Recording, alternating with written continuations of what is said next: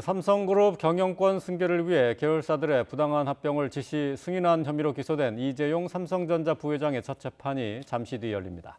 검찰은 이 부회장의 경영권 승계를 위해 고의적인 분식 회계가 있었다고 보고 있고, 이 부회장 측은 합법적인 경영 활동이었다고 맞서고 있습니다. 취재기자 연결합니다. 임성호 기자. 네, 서울중앙지방법원입니다. 이재용 부회장의 경영권 불법 승계 의혹 재판이 오늘부터 본격적으로 시작되는 거죠? 네, 그렇습니다. 이재용 부회장과 삼성 관계자 10명의 첫 공판이 잠시 뒤 오전 10시부터 서울중앙지법에서 열립니다. 이 부회장 등은 자본시장법상 부정거래 행위와 시세 조종, 또 업무상 배임 등의 혐의로 기소됐습니다. 이번 공판은 두 차례 공판 준비 기일 뒤 열리는 첫 정식 공판인데요. 피고인 출석 의무가 있어서 이 부회장도 법정에 출석해야 합니다. 이 부회장은 앞서 국정농단 뇌물 사건으로 징역 2년 6개월을 확정받고 서울구치소에 수감 중입니다.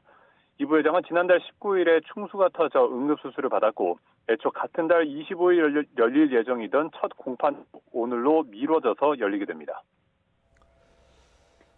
재판 쟁점도 짚어주시죠. 네, 이 부회장은 지난 2015년에 삼성그룹 경영권 승계를 위한 지분 확보를 위해서 자회사 분식 회계와 불법 합병을 주도했다는 혐의를 받고 있습니다. 당시 상황을 살펴보면 2015년 9월 제일모직과 삼성물산이 합병해서 통합 삼성물산이 탄생했습니다. 당시 제일모직 대주주였지만 삼성물산 지분은 없었던 이재용 부회장은 이 합병으로 통합 삼성물산의 최대 주주가 됐고, 삼성생명, 또 삼성전자로 이어지는 지배구조를 확립했습니다. 이후 삼성바이오로직스 회계 부정 논란이 터졌는데요. 삼성바이오로직스가 자회사인 삼성바이오에피스를 관계사로 변경하면서 에피스의 지분 가치를 2,900억 원대에서 4조 8천억 원대로 재평가한 뒤 이 같은 회계상 투자 이익을 장부에 반영했습니다. 2011년부터 4년 연속 적자를 내던 바이오로직스는 이 때문에 2015년엔 순이익 1조 9천억 원을 기록하게 됐는데요.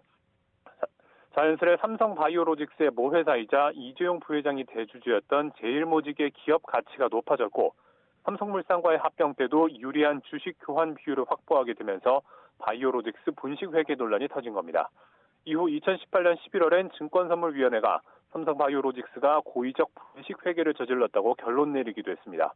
검찰은 이 과정을 이 부회장이 주도한 혐의가 있다고 보고 있는 겁니다.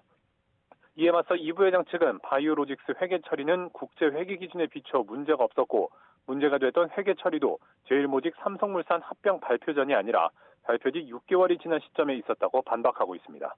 오늘 열리는 첫 공판에서도 검찰과 이 부회장 측은 당시 회계 부정 의혹과 경영권 승계의 인과관계 여부를 놓고 공방을 벌일 것으로 보입니다.